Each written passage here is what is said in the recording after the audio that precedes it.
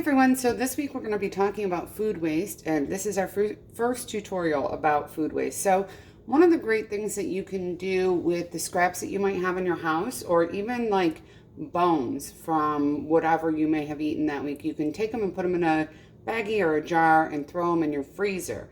Then when you have enough collected, you can start a pot of stock, which is really great for your health and it tastes amazing. It's an awesome base for soup. But we just like to drink it right out of a cup, and it is just delicious. So I have already started my chicken, and I actually do this deliberately. So we usually eat boneless chicken.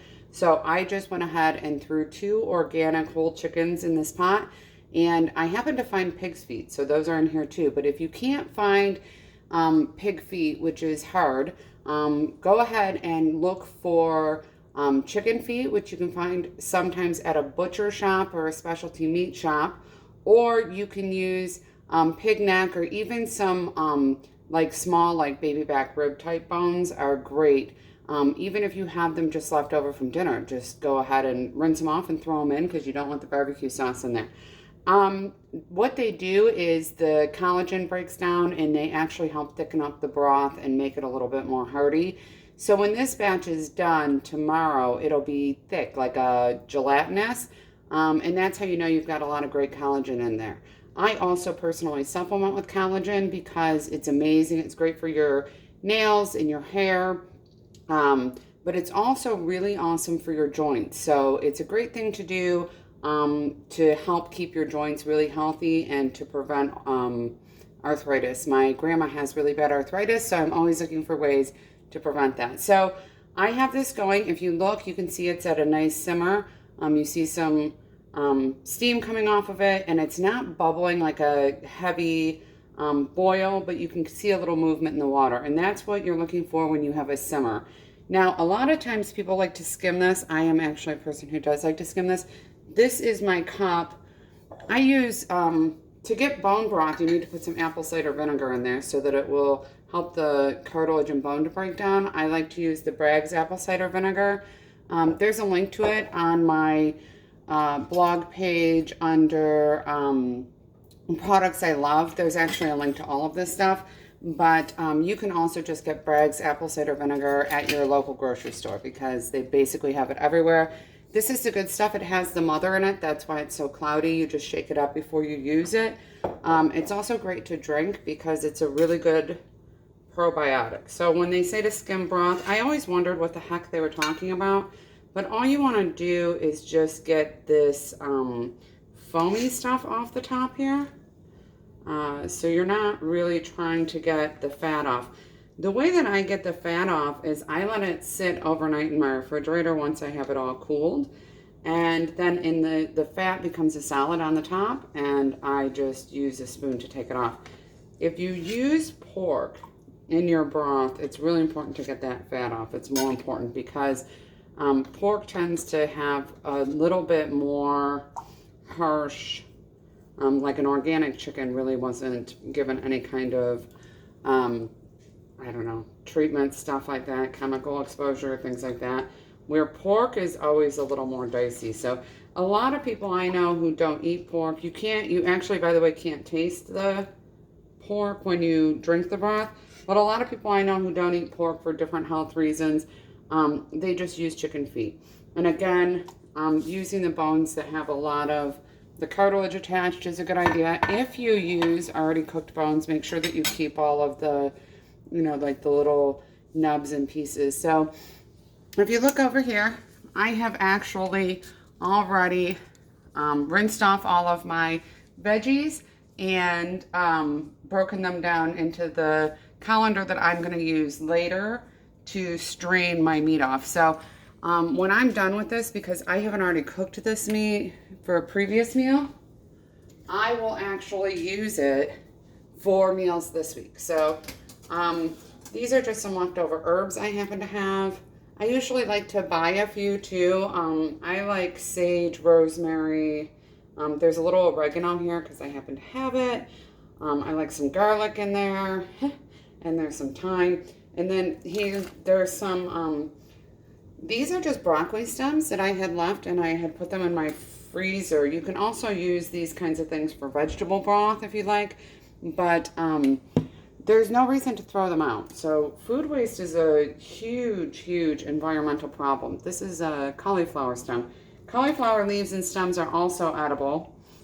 I like to put them in soups that are blended because you really can't taste them, but they cook down nicely and they blend nicely and they're really very, very nutrient dense. So that's a great way to get some nutrition in or to get some in for your kids. Is you can even make like cream of broccoli soup and then put the stems in and grind them. Your kids won't even know they're there, but they will be getting all kinds of extra nutrients. And then I have like some old pieces of bok choy stem because that happened to be in my fridge. This is actually one of my favorite things to put in soup and in broth. So I always keep these. This is actually the leaves from celery. If you smell it, it smells more strong than even celery. So I always keep these when I get celery and I put them in broth or soup, and they are like, they give the best celery flavor, better than actual celery. And you can see like I just rinsed off my onion. I didn't even peel it. I didn't even cut the end off. There's really no need. When this is done, you can keep some of these vegetables if you want, if you wanted to make some soup out of this, because they've been cooking in the broth all day long. So they're really delicious. Again, this is, see, a bok choy stem. So kind of in the end of an onion. So really whatever you have on hand. At the bottom of this, you'll see that I have some parsley, and these other greens in here are actually, these ones are radish leaves. So if you happen to have greens around your house, you can blend them, like the tops of radishes, the tops of carrots. You can blend them into a smoothie, or you can cook them into broth. Now, this is going to actually cook down, so don't worry, like it's a little overflowing right now, but it will cook down. It will all end up inside the pan. And then I'm going to let this thing simmer for about 6 hours, maybe 8, depending on like when I get around to it. This is what I do. I just throw it in the morning or afternoon, and then I let it do its thing. The big thing that you need to do is check the temperature, make sure it doesn't start boiling. And you also want to make sure that your water level stays over your chicken and other ingredients. So I'm going to work on getting this in there, but later I will refilm and I will show you at the end of the broth, because all it's going to do is sit here all day, so you don't want to watch that. But at the end of the broth, I'm going to show you what I do with all of these ingredients. And then that way you will see how I get it all out of the pan and what comes next. And then tomorrow I will show you my packaging technique, because I think one of the hardest things about making broth is definitely not this part where you just throw it all in the pan. One of the hardest things about making broth, in my opinion, is how to get it from the pan into storage, because broth only stays good in your refrigerator for about 4 days. They used to think it was longer, but it's actually prone to bacteria growth. So if you leave it in your fridge, you need to eat it in 4 days or drink it in 4 days. So I like to freeze it. You can keep it frozen for up to 6 months. And believe me, we always get it consumed in less than 6 months. And if for whatever reason you're going out of town, you forgot and you had a batch of broth in there, it's the nicest thing to make some soup and take it to a friend.